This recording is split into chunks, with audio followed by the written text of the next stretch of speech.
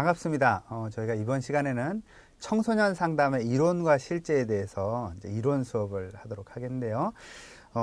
청소년 상담사 시험이 여러분도 문제를 풀어보시고 또 시험을 보신 분도 계셔서 아시겠습니다만 문제가 좀 이제 어렵죠. 그래서 어떤 분들이 이제 중간에 공부를 하시다가 이렇게 좌절하시고 이제 스톱하고 이러시는 분들이 있는데 사실 이렇게 어려움이 있긴 하지만 우리가 꾸준히 노력을 해서 이제 그 어려움을 이제 그 단계를 넘어서면 여러분의 이제 훨씬 더 좋은 그런 결과들이 있지 않을까 이런 생각이 듭니다. 그리고 따기 어렵다라고 하는 것은 다른 사람들이 많이 안 따기 때문에 내가 조금 노력을 집중해서 이 자격증을 따면 훨씬 효용 가치는 더 높아진다 이렇게 이제 생각을 하시면 됩니다. 그래서 이럴 때일수록 좌절하는 것이 아니라 좀 더 매진해서 나는 따자 이런 마음을 갖고 우리가 이제 공부를 했으면 좋겠습니다.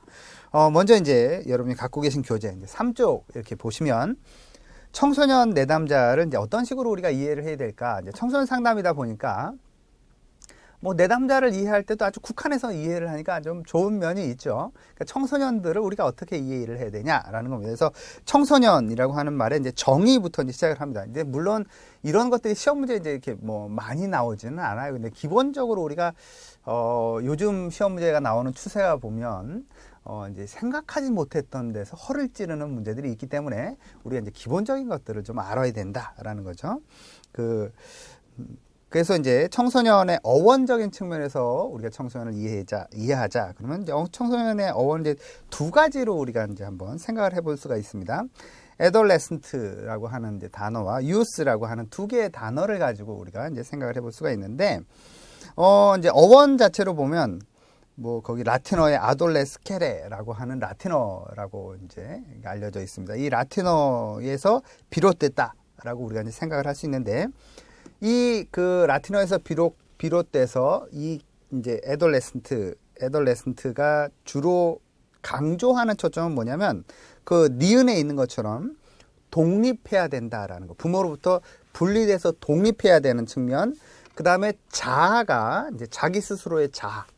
누구의 자식이다 이런 게 아니라 자기 스스로 나는 누구다라고 하는 자아가 이제 형성된다라고 하는 게 이제 중요한 초점이 되는 겁니다. 근데 이제 이게 예를 들어서 애벌레가 딱 껍질을 벗고 나서 나비가 확 되는 거 이런 것처럼 확 한순간에 변화가 일어나는 것이 아니라 서서히 변화가 있기 때문에 이게 과도기가 있는 거죠. 그래서 독립하고 자아를 형성하기 위해서 가는 과정 중에 과도기가 이제 청소년기다라고 이해를 하시면 됩니다. 그 다음에 이제 유스라고 이야기를 할 때는 어떤 이제 청소년기 자체를 과도기라는 측면에 너무 초점을 맞춰서 이야기를 하니까 청소년을 이해하는 데 좀 어려움이 있지 않냐. 그래서 이제 좀 우리가 고유한 인생의 단계다라고 보자. 이런 측면이 강조되는 거죠. 그래서 니은에 있는 것처럼 자율성, 그 다음에 책임감, 그 다음에 권한 위임적 성격 참여, 이런 거, 시민성, 이런 것들을 인정하고 강조하는 그런 입장을 강조했을 때 youth 이렇게 이제 이야기하는 특성이 있다라는 겁니다. 그래서 어원적으로는 이런 특성이 있어요. 그런데 이제 사회 통념적으로는 어떤 청소년 이해가 있냐라는 걸 보시면 그 아래 동그라미 1번 청소년의 개념 기억 보시면 청소년의 개념 자체는 어떤 문화를 갖고 있냐, 어떤 사회냐, 문화냐, 시대적 상황에 따라서 아주 상이한 특성이 있습니다. 예를 들어서 이런 거죠. 이제 과거 같은 경우에는 지금 우리가 보는 청소년 시기들은 다 성인으로 간주를 했습니다. 그러니까 등치가 커지고 이제 어떤 생산 능력이 되면 성인으로 간주를 했습니다. 그러니까 이제 어느 시기냐에 따라서 청소년을 구분하는 기준이 달라지게 된다라는 특성이 있는 거죠. 그래서 이제 니은 보시면 어떤 문화적인 특성에 따라서 청소년기 자체가 길 수도 있고 짧을 수도 있고 아예 없는 경우도 있습니다. 아동에서 성인으로 그냥 바로 가버리는 경우도 있다. 결혼하면 삭투 틀고 이제 어른이 된다. 이런 우리 조선 시대 과거에도 그런 경험이 있었던 것처럼 청소년기는 이제 길 수도 있고 짧을 수도 있다. 근데 이제 현대 사회에서는 이 청소년기가 점점 길어지는 특성이 있습니다. 그러니까 독립해서 자발적으로 자기 삶을 구성해 나가는 게 많이 어려워지고 있기 때문에 그래서 나이가 들어서까지 부모의 뭐 보호 아래 있다, 뭐 이래가지고 뭐 무슨 종 이렇게 얘기하는 것처럼 청소년기는 이제 독립해서 자기 삶을 스스로 구성해 나가야 되는데 그게 잘 안 되기 때문에 이 청소년기가 길어지는 특성이 있다. 현대 사회는 그렇다는 거. 그래서 이제 디귿 보시면 예를 들어서 어떤 고유한 통과 의례를 통해서 이렇게 성인으로 가는 그런 특성이 있는 그런 문화도 있다라고 여러분이 이해를 하시면 됩니다. 이제 다음 페이지를 보시면 그러면 청소년을 구분하는 연령을 우리가 어떻게 구분해 볼 수 있냐라는 거.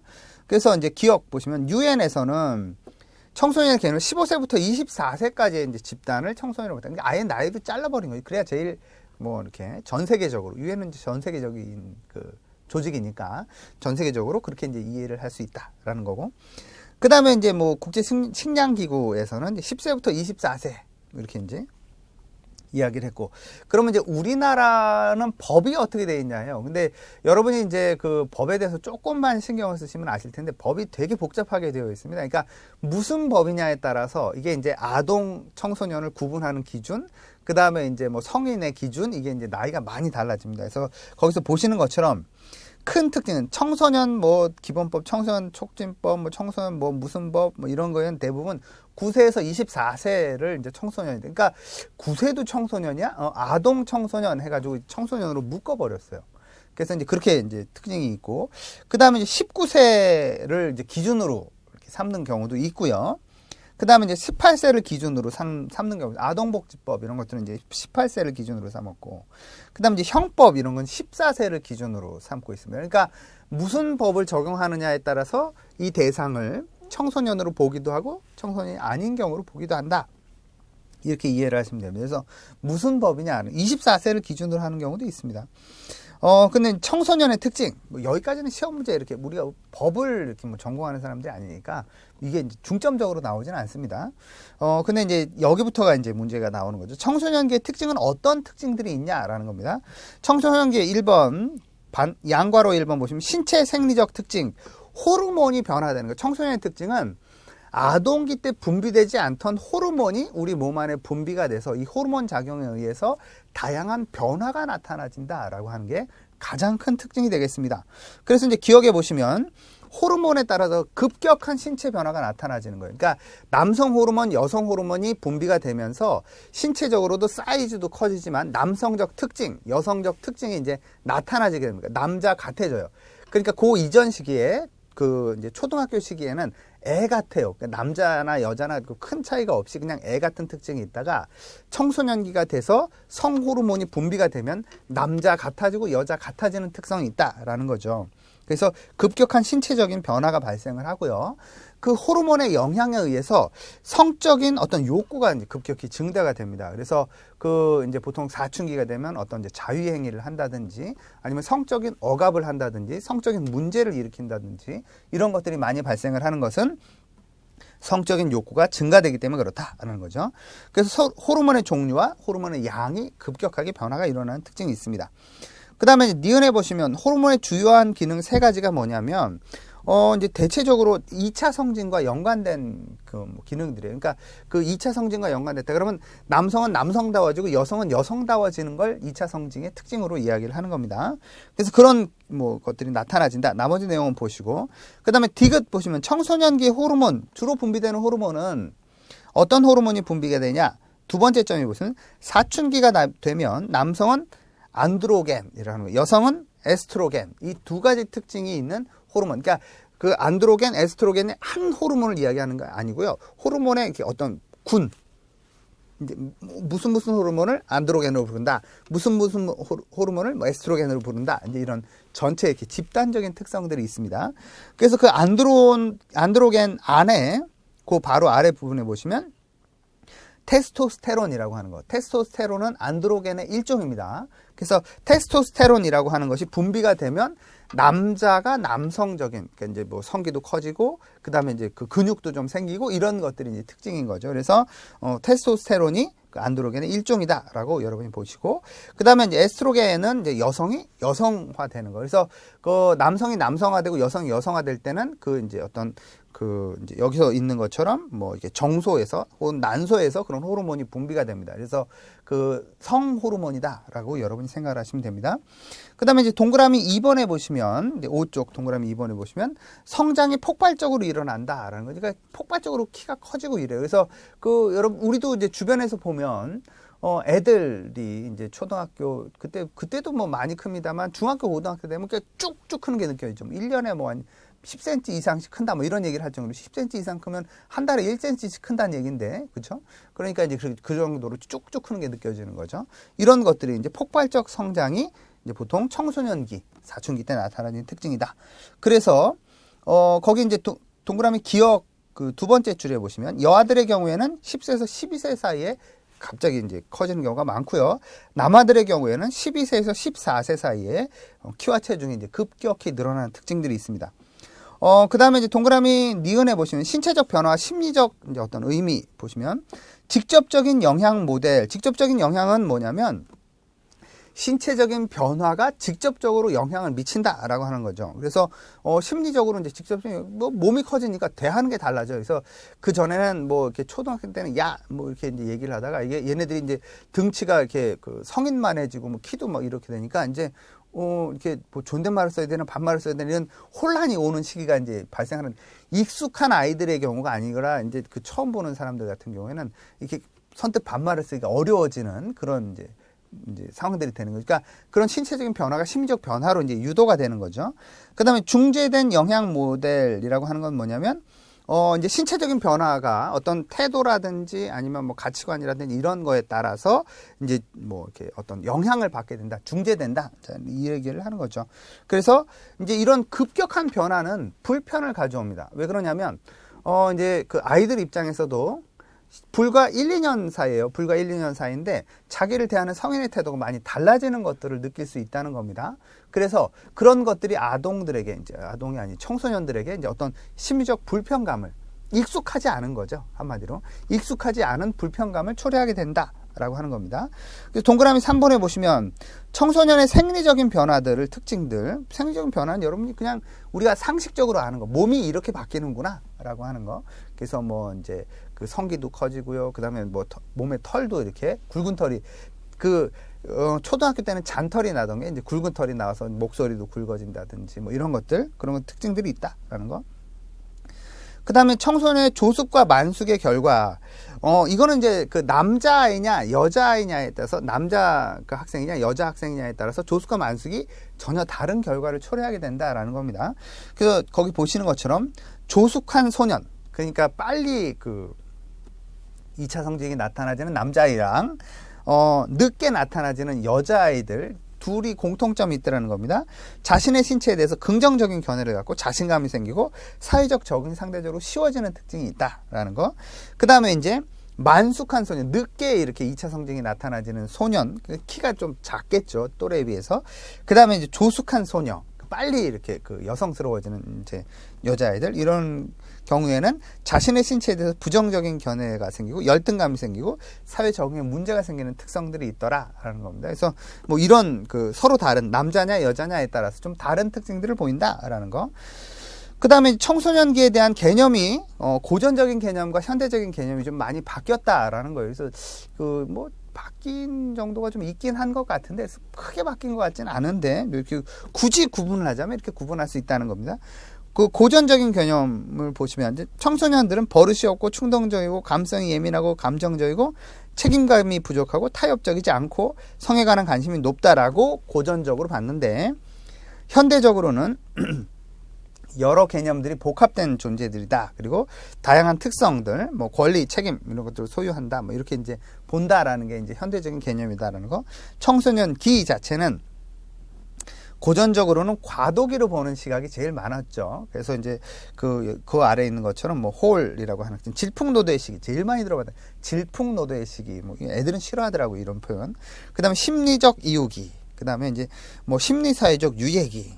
뭐 이런 것들, 그리고 문화의 영향을 많이 받는다. 이제 이렇게 보는 것이 고전적 개념인데, 현대적 개념은 그 단계에 어떤 독특한 특성이 있다라고 보는 게 이제 현대적 개념들입니다. 그래서 그 기간이 장기화되고 있는 특성이 있고, 고유한 발달 단계다라고 보는 특성이 있고, 상호작용 체제다라고 보는 특성들이 있다. 여러분이 이렇게 이해를 하시면 되겠습니다.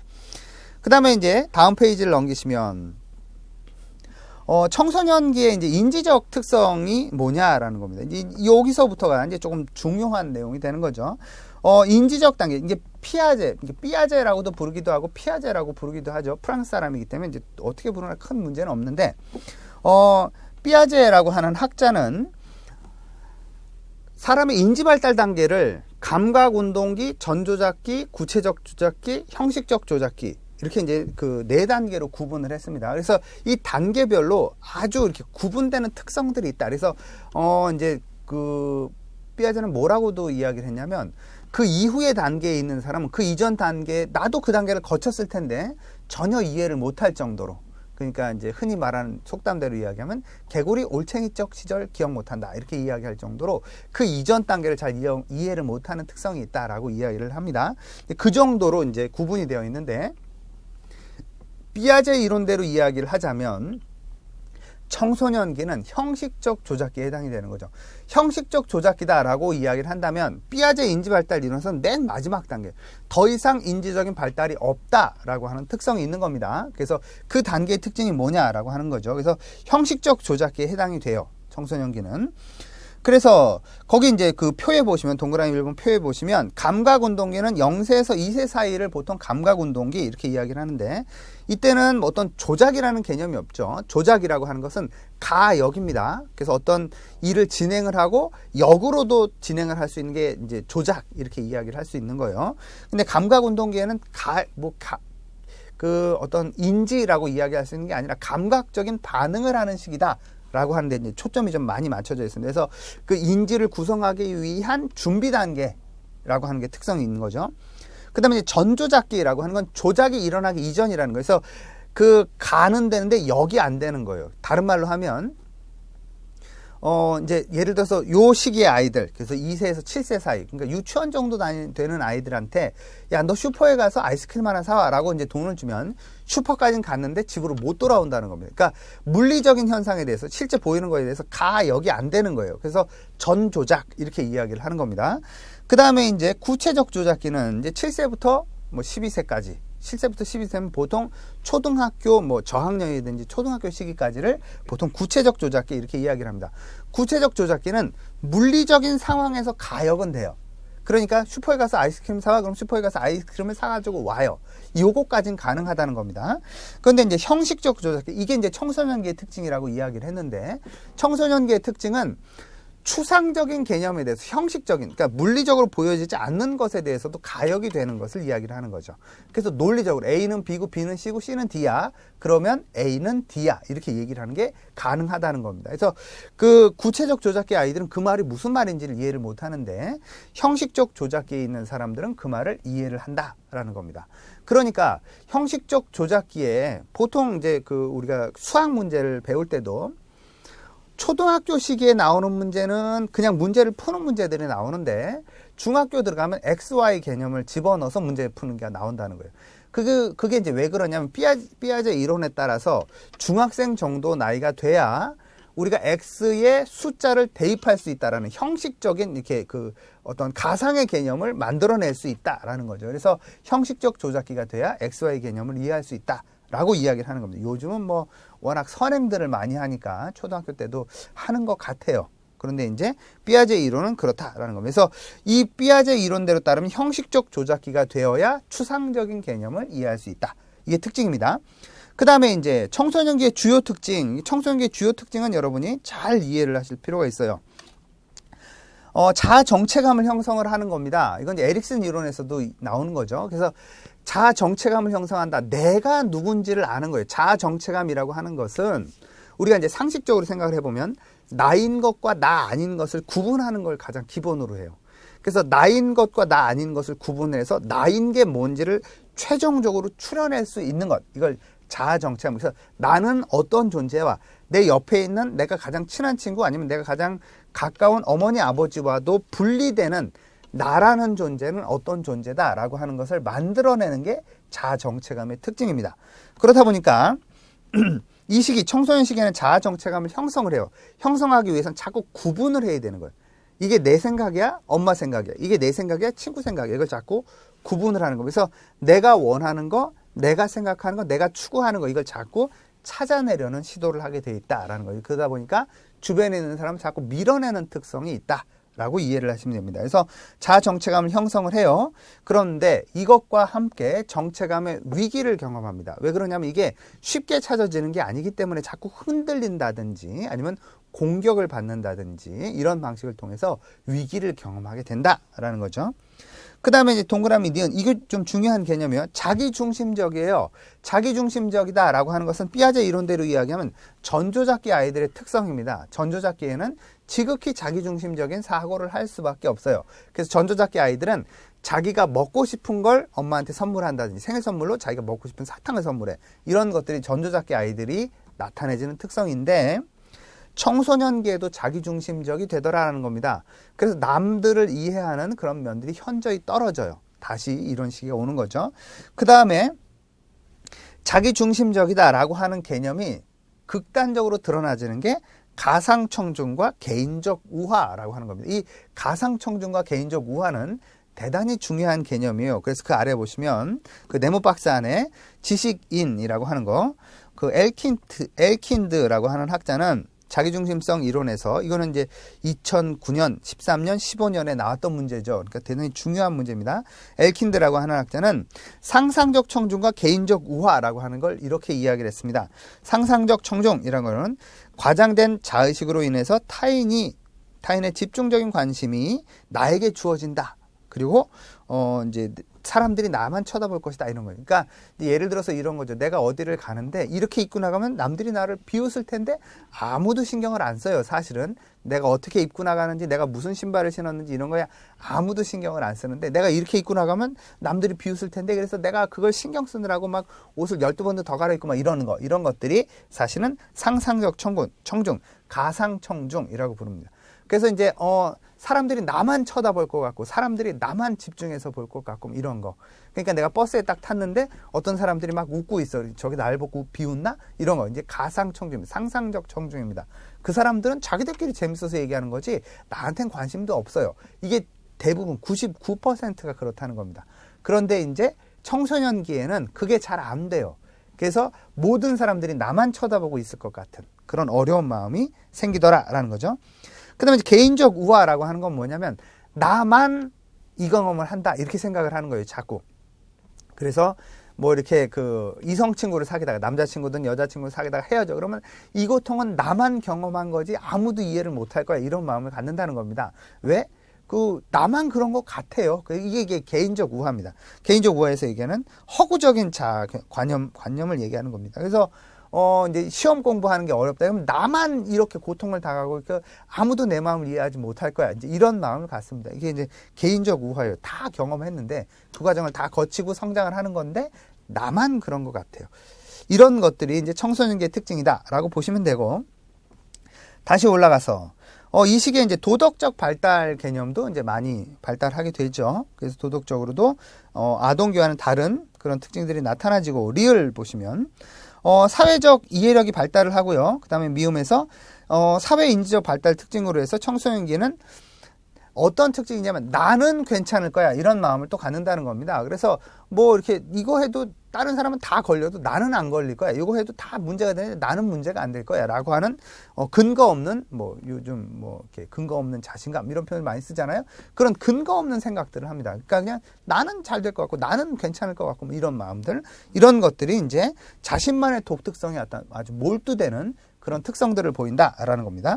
그 다음에 실적에 보시면 정서적으로는 어떤 특성이 있냐 보시면 동그라미 1번에 성인기보다 더 강도 높은 정서적 경험을 해요. 더 강도 높은 정서적 경험을 한다라고 하는 건 뭐냐면 똑같은 상황에 대해서 감정이 아주 극대화돼서 느껴지더라라는 겁니다. 그러니까 뭐 이렇게 슬플 만한 일이야. 진짜로 슬플 만한 일인데 엄청나게 슬프고요. 기쁠 만한 일인데 엄청나게 기뻐요. 그래서 보통 청소년기 여자아이들은 뭐 그 흔히들 그런 얘기잖아요. 뭐 낙엽이 굴러가는 소리 거만 봐도 뭐 웃는다고. 그래서 이제 그 사소한 그 기쁨거리, 사소한 슬픔거리인데도 그게 엄청나게 극대화돼서 나타나지는 특성들이 있다라는 겁니다. 그 다음에 이제 니은 보시면 이제 어떤 자신의 성적, 공격적 에너지, 그 정신분석 이론의 근거에서 얘기를 하는 거예요.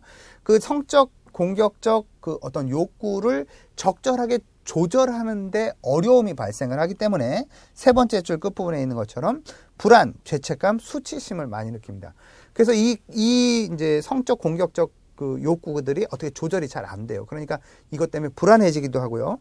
내가 그런 걸 갖고 있다는 것에 대해서 죄책감을 느끼기도 하고요. 수치심을 경험하기도 하는 그런 특성들이 있더라라는 겁니다. 그 다음에 디귿에 있는 것처럼 작은 일에도 화를 내고 반항적이 되고요. 쉽게 우울해지는 경향이 있습니다. 그러니까 감정이 아주 극대화돼서 느껴지는 거예요. 이렇게 꼭 조울증 환자들처럼 막 좋았다가 막 우울하고 막 짜증냈다가 막 이런 것들이 교차해서 나타나진다.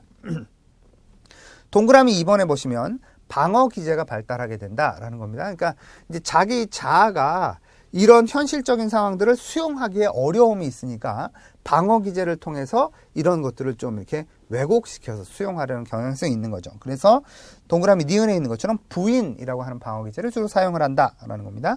그 다음에 이제 동그라미 3번에 보시면 자기 정서적 경험에 대해서 이 아이들이 이제 적절하게 이제 훈련을 해야 되는데 훈련할 때 가장 기본적인 건 뭐냐면 동그라미 기억에 자기 감정에 대한 명명이 중요합니다. 그래서 지금 내가 느끼는 건 우울이구나. 지금 내가 느끼는 건 슬픔이구나 라고 하는 자기 감정을 정확한 명명을 하는 게 이제 필요하고요.